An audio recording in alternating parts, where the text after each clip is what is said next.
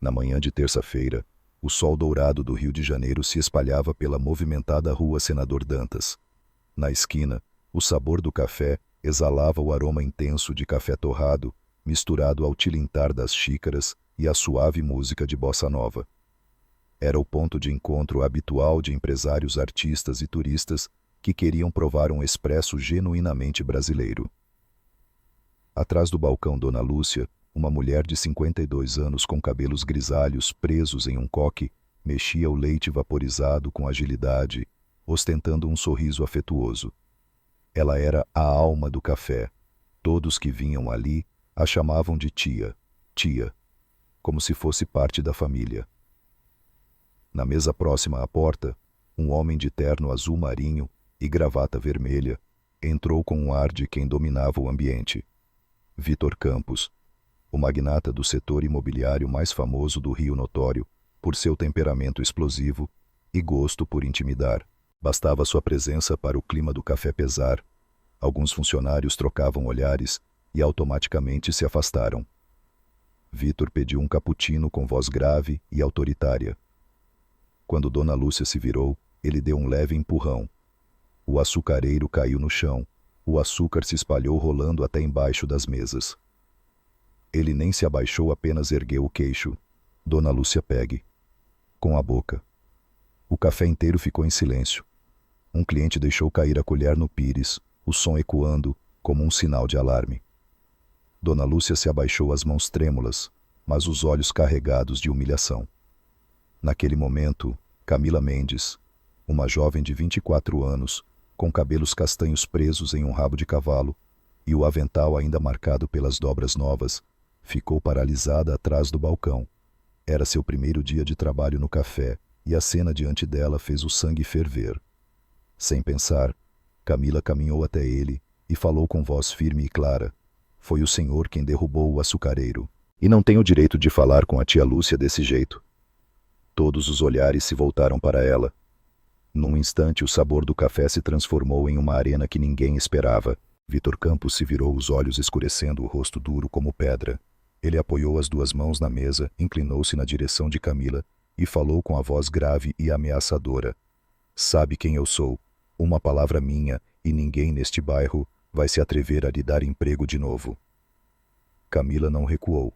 Manteve o olhar fixo nele sem tremer. "Eu sei, mas também sei que respeito é algo que o seu dinheiro não pode comprar." O som de uma colher, batendo contra uma xícara, ecoou na mesa ao lado. Os clientes prestavam ainda mais atenção. Um jovem pegou o celular e começou a gravar. A música de bossa nova parecia ter sido engolida pelo ar pesado. Vitor soltou um riso breve e carregado de desprezo. "Com licença, você acha que tem o direito de me exigir alguma coisa?" "Não é por mim que peço, é pela tia Lúcia", respondeu Camila, a voz serena, mas o olhar afiado como uma lâmina. "Peça desculpas a ela. Agora." Alguns clientes reagiram com um "ó" baixo. Dona Lúcia sussurrou: "Camila, deixa, não vale a pena." Mas Victor se aproximou ainda mais, a respiração pesada de raiva. "Você acabou de assinar sua sentença, mocinha." O ar pareceu parar por um instante. Então ele fez um gesto brusco com a mão e se virou para sair. Mas antes de atravessar a porta, olhou por cima do ombro em direção a Camila. Isso ainda não acabou. O tilintar da porta, ao se fechar, soou como o início de uma batalha que ninguém no café poderia ter previsto. Na manhã seguinte, uma garoa fina caía sobre o rio. O sabor do café havia acabado de abrir as portas. O aroma de café recém-torrado ainda se espalhava pelo ar, quando o som de uma freada brusca de um SUV, preto e reluzente, ecoou na frente. Vitor Campos desceu, vestindo um terno preto e gravata dourada, seguido por dois seguranças de roupas escuras e rádios presos às orelhas. A chuva não os trocava. Pelo contrário, dava ainda mais imponência à caminhada. Os clientes dentro do café ficaram imediatamente em silêncio.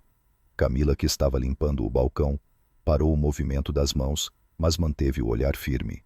Vitor avançou, até parar a apenas um passo dela, falando com voz gelada: Garota, eu vim lhe dar uma última chance. Ajoelhe-se e me peça desculpas e receba R$ 5.000. Camila limpou as mãos no avental e respondeu de forma seca. Não. Vitor arqueou um canto da boca e tirou um envelope mais espesso do bolso interno. 10.000. Basta dizer, desculpe, você não vai sofrer as consequências. Camila olhou direto nos olhos dele e falou pausadamente para que cada palavra cortasse o silêncio. Eu não vejo meu respeito. Não importa quanto o senhor pague.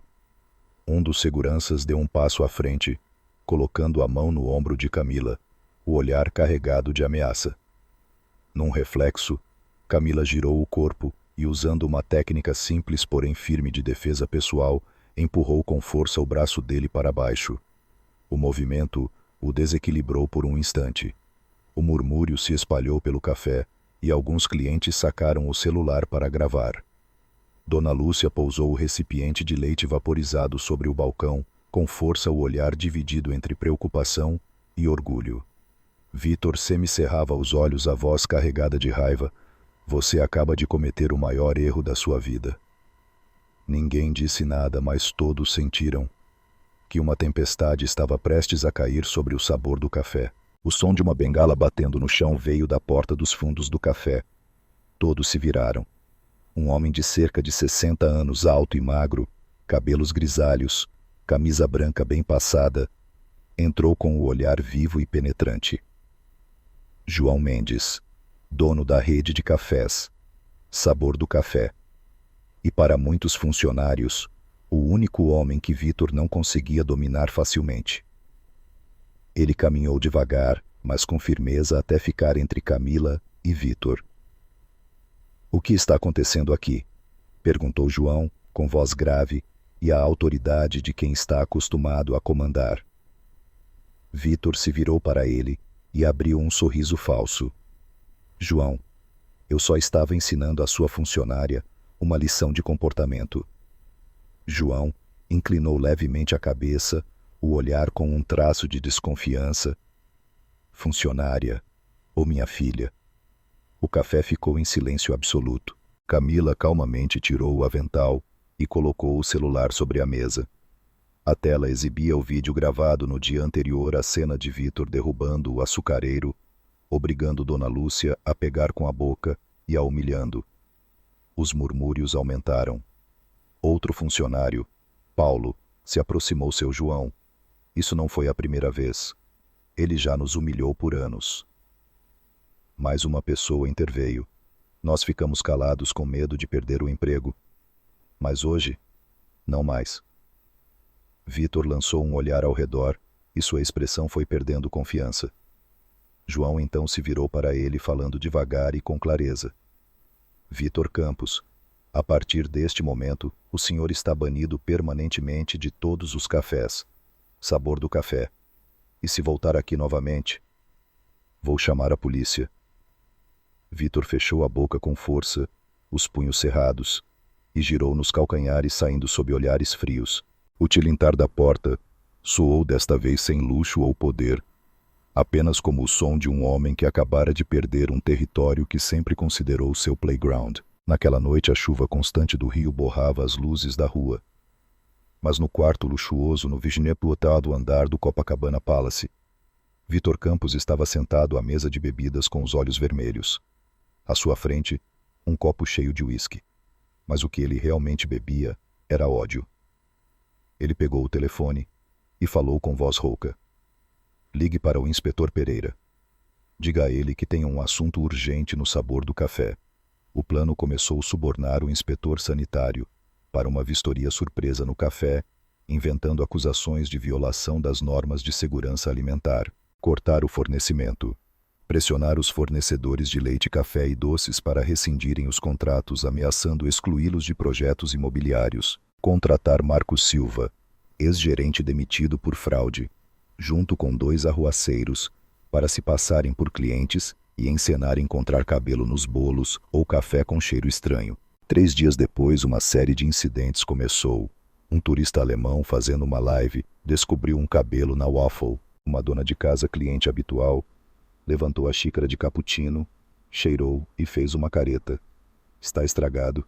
De manhã cedo, a porta do café foi encontrada coberta com borra de café misturada com água suja. Camila percebeu imediatamente. Aquilo não era coincidência. À noite, quando o café já estava fechado, ela chamou Dona Lúcia e Paulo. Ele não vai parar, mas se ficarmos calados, o sabor do café vai afundar. É hora de revidar. O olhar de Camila brilhava de determinação.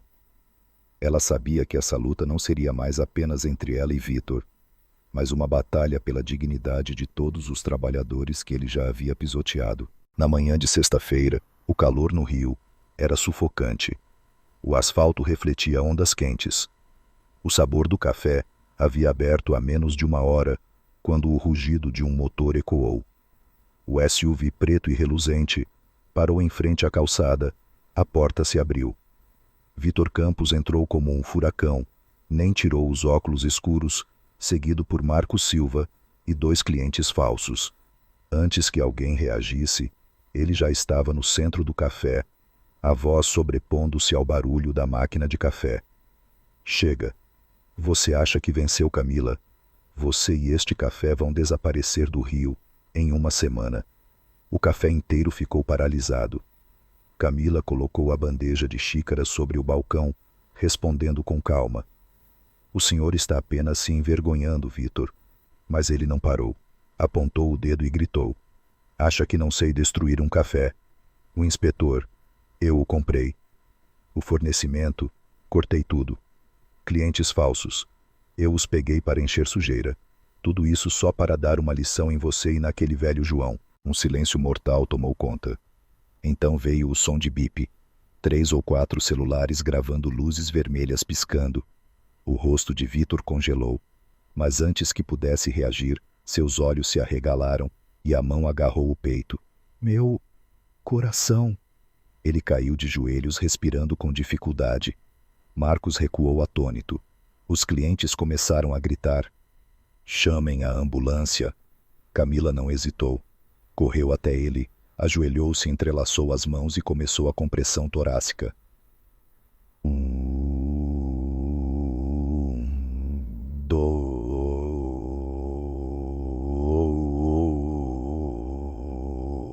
Sopro. Contava o suor escorrendo pela testa.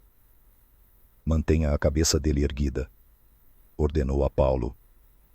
7 minutos depois, o som da sirene de ambulância ecoou do lado de fora. Quando Vitor foi colocado na maca, abriu levemente os olhos e encontrou o olhar de Camila. Com a respiração fraca, perguntou: Por quê? Porque vida é vida. Não importa de quem. Respondeu Camila firme. O quarto do Hospital Copa Dor era totalmente branco com o som constante do monitor cardíaco bip. Bip. Vitor Campos abriu os olhos, sentindo a cabeça pesada e o peito ainda dolorido. Ao lado da cama, uma enfermeira anotava algo, e do outro lado do vidro estava a silhueta de uma mulher, de braços cruzados. Camila Mendes. Quando a enfermeira saiu, Camila entrou. Não havia ódio em seu rosto, apenas uma estranha serenidade. O senhor está bem agora, disse ela com a voz controlada. O médico disse que se fosse 2 minutos mais tarde o senhor não teria sobrevivido. Vitor permaneceu em silêncio olhando para as próprias mãos. Mãos que antes seguravam poder com firmeza, agora tremendo de fraqueza. Você me salvou, disse ele baixo. Eu fiz o que qualquer ser humano deveria fazer, respondeu Camila. Mas isso não apaga o que o senhor fez conosco. Naquele instante o olhar de Vitor se perdeu. Ele se lembrou das humilhações, das vezes que impôs sua autoridade no café do riso de desprezo, quando obrigou alguém a se ajoelhar, e da imagem de Camila ajoelhada ao seu lado, pressionando o peito dele para mantê-lo vivo.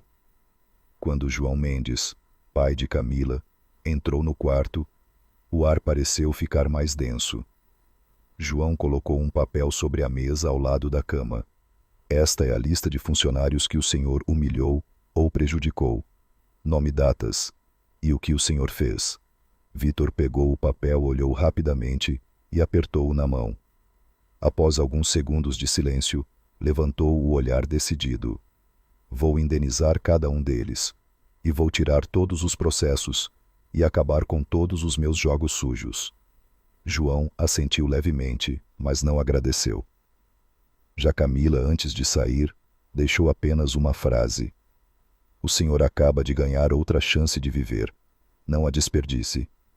Quando a porta se fechou, Vitor permaneceu deitado ouvindo o bip do monitor. Pela primeira vez em muitos anos sentiu-se pequeno, mas também pela primeira vez quis mudar de verdade. Uma semana depois de deixar o Hospital Copador, Vitor Campos entrou no Sabor do Café, vestindo camisa branca e calça caque simples, bem diferente dos ternos de poder que usava antes. Não havia seguranças, nem carro de luxo, esperando na porta. Apenas um homem de meia idade, com um semblante levemente apreensivo. Os clientes pararam de conversar. Dona Lúcia ergueu os olhos do balcão, o olhar cauteloso. Paulo interrompeu o plano que passava na mesa. E no fundo, João Mendes e Camila acabavam de sair da sala de preparo. Vitor ficou no centro do café e inclinou-se profundamente. Eu vim aqui para pedir desculpas a cada um de vocês. Ele se aproximou de Dona Lúcia. Eu a envergonhei. Feri o seu orgulho. Eu errei. E peço desculpas. Ela o encarou por um momento, depois apenas assentiu, mas os olhos estavam marejados. Ele se virou para Paulo e depois para outros funcionários. A cada pedido de desculpas sua voz ficava mais grave, como se quisesse apagar cada camada de arrogância antiga. Por fim ficou diante de Camila. Você salvou minha vida, mesmo depois de eu ter tentado destruí-la. Eu não mereço essa bondade, mas vou fazer tudo para reparar o que fiz. João só então se aproximou, o olhar ainda sério. Falar é fácil, fazer é difícil. Como pretende começar? Vitor respirou fundo, tirou uma pasta da pasta de mão. Vou criar o fundo. Segunda chance. Metade do meu patrimônio, cerca de 52 milhões de reais, será usado para ajudar trabalhadores que foram abusados, humilhados ou demitidos injustamente. Quero que Camila administre esse fundo. Camila arregalou os olhos. E se eu recusar? Ainda assim vou fazê-lo, respondeu Vitor de imediato. Mas espero que você esteja ao meu lado, porque acredito que sabe usá-lo da melhor forma. O café ficou em silêncio por alguns segundos. Então Paulo falou. Talvez ele esteja mesmo querendo mudar. Camila olhou fixamente para Vitor sem responder de imediato. Mas em seu olhar, pela primeira vez, surgiu um traço de esperança. Tênue, mas nítida. 3 semanas depois, um pequeno prédio na Avenida Atlântica exibia uma nova placa. Fundação Segunda Chance. Fundo Segunda Chance. Nada de reuniões luxuosas em salas envidraçadas. Vitor Campos agora se sentava a uma mesa de madeira simples, cercado por dossiês de trabalhadores demitidos, injustamente assediados ou maltratados no trabalho. No dia da inauguração do fundo, Camila Mendes apareceu. Usava camisa branca jeans azul, sorrindo ao cumprimentar os novos funcionários, mas com um olhar que ainda não confiava totalmente em Vitor. Na sala particular, Vitor colocou diante dela uma pasta. Este é todo o capital inicial, 52 milhões de reais. Quero que você administre todas as operações. Eu só vou apoiar na parte logística e nos contatos. Camila se recostou na cadeira, cruzou os braços. Eu aceito, mas com uma condição. Vitor se inclinou para a frente. Que condição? O senhor não vai ficar apenas no escritório assinando papéis. Vai comigo a cada lugar, conhecer cada pessoa ferida, ouvir suas histórias de dor e trabalhar diretamente para ajudá-las. Vitor hesitou por um instante. Ele estava acostumado a fechar contratos em hotéis 5 estrelas, nunca a sentar numa sala úmida na favela, ouvindo o choro sufocado de uma mãe desempregada. Mas dessa vez, não vacilou. De acordo. Dias depois, imagens de Vitor começaram a aparecer nos jornais. Não mais em festas com champanhe, mas carregando sacos de arroz para um depósito de uma cooperativa de mulheres no Complexo do Alemão. Muitos ainda desconfiavam, mas alguns começaram a assentir lentamente. Camila o observava de longe, sabendo que o caminho da verdadeira mudança de Vítor estava apenas começando. 2 anos se passaram desde o dia em que o sabor do café testemunhou aquele confronto decisivo. Numa manhã no Rio, a luz do sol atravessava a velha janela de madeira, iluminando o piso de ladrilhos vermelhos do café. Atrás do balcão, Vítor Campos vestia um avental marrom, segurando o vaporizador de leite, sorrindo ao cumprimentar os clientes. Não havia mais arrogância, mas sim paciência e a alegria simples de preparar cada xícara de café. Os clientes habituais já se acostumaram a ver o magnata imobiliário de antes servindo bandejas, limpando mesas e até lavando louça. De vez em quando, algum novo cliente o reconhecia e cochichava para o amigo: aquele é o Vítor Campos. É, mas agora ele é diferente. À tarde, Vítor deixava o café para ir ao escritório da Fundação Segunda Chance. Na parede, fotos, o sorriso de um operário, recuperando sua dignidade, o aperto de mão de antigos funcionários, que agora eram novos gerentes, e uma imagem de Camila ao lado dele numa pequena fábrica que voltou a funcionar após escapar da falência. Em 2 anos, o fundo ajudou mais de 300 pessoas a sair de ambientes de trabalho tóxicos, conseguir novos empregos ou recomeçar do zero. Houve histórias que fizeram Vítor chorar, algo que antes ele considerava fraqueza. Naquela noite, com o café já fechado, Vítor se sentou sozinho diante de um expresso, olhando para as luzes da rua no Rio. Camila se aproximou e colocou a mão em seu ombro. Nada mal para alguém que já fez uma cidade inteira sentir medo. Não é? Vítor sorriu, os olhos refletindo uma paz que nunca tivera. Ser rico não está no dinheiro, mas no respeito e na paz dentro do coração. Lá fora, o som das ondas de Copacabana ecoava. Vítor tomou um gole do café e, pela primeira vez na vida, sentiu-se realmente em casa.